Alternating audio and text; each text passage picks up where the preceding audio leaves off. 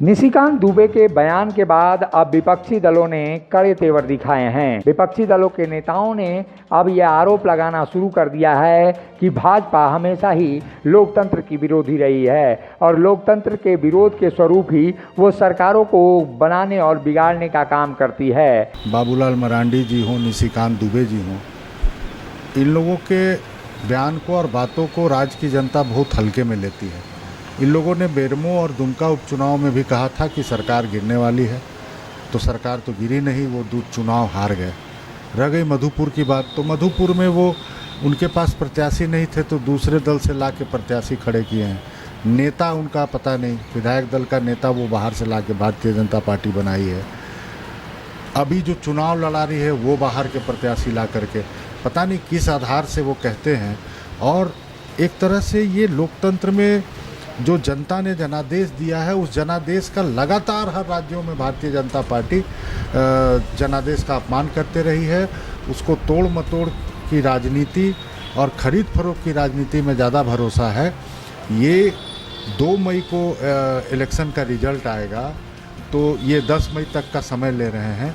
मुझे पूरा भरोसा है कि मधुपुर के चुनाव भी हमारा गठबंधन, महागठबंधन, कांग्रेस, झारखंड मुक्ति मोर्चा, राजद गठबंधन चुनाव जीतेंगे और उसके बाद फिर ये गायब हो जाएंगे। फिर कहीं चुनाव आएगा तब फिर ये कहेंगे सरकार गिरा देंगे। जिस दिन से यहाँ के स्थानीय लोगों के हक हुकूक की लड़ाई लड़ने वाली सरकार आई है, हेमंत सोरेन के नेतृत्व में सरकार का गठन हुआ है, उस दिन से लगातार ये कोशिश में है कि किसी न किसी तरह सरकार को लेकर के भ्रम पैदा करें आम जनमानस में। लेकिन यहाँ की जनता के इच्छा अनुसार पहली बार सरकार बनी है और ये पूरे 5 साल चलेगी।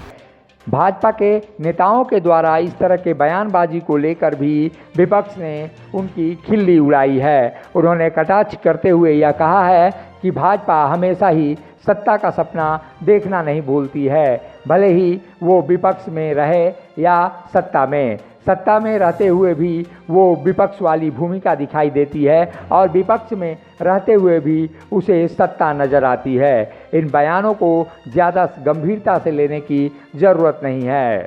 मुझे समझ में नहीं आता कि इस लोकतांत्रिक व्यवस्था में जो नेता इस तरह के बयान देते हैं वो कैसे डिजर्व करते हैं। लोकतंत्र में सरकार गिराना, एक चुनी हुई सरकार को, लोकप्रिय सरकार को, जिसको जनता ने मतदान करके चुना है, किसी की मेहरबानी से नहीं चुना गया है। इस देश में एक परंपरा चल पड़ी है, एक रामलीला मंडली चल रही है जो विभिन्न स्टेट में जनता की चुनी हुई सरकारों को अस्थिर करने की कोशिश जो की जा रही है, उसमें झारखंड में भी ऐसी चर्चाएं चलाई जा रही हैं कि सरकार गिर जाएगी, सरकार गिरा देंगे।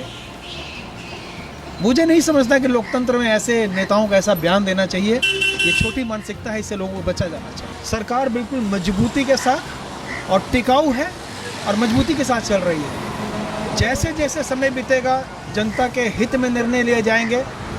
विपक्ष द्वारा और भारतीय जनता पार्टी के नेताओं द्वारा ये अक्सर बयान आपको सुनने को मिलेगा, क्योंकि वो छटपटाहट में है। उनको लगता है कि 5 साल सरकार चल गई तो अगले चुनाव में हम लोगों के उम्मीदवार मिलना मुश्किल हो जाएगा चुनाव में लड़ाने के लिए। तो ऐसे बयान विपक्ष की ओर से लगातार आपको मिलते रहेंगे और मुझे लगता है हेमंत जी जिस तरीके से सरकार को चला रहे हैं और महागठबंधन की सरकार चल रही है, अगले चुनाव में भारी जो इस बार का जो ट्रेंड था उससे और मजबूत आपको सरकार मिलेगी अगले चुनाव में। मुझे नहीं लगता कि एक पूर्व मुख्यमंत्री हो चाहे सांसद हो वो उनको ऐसे बयान देना चाहिए। हल्का बयान है। जब टूटती है आस, जब थकती है सांस, जब रूठते हैं अपने, मुंह मोड़ता है जमाना, जब अंगड़ाई लेता है संकल्प, फिर बनती है कहानी, बनते हैं अनमिट निशान।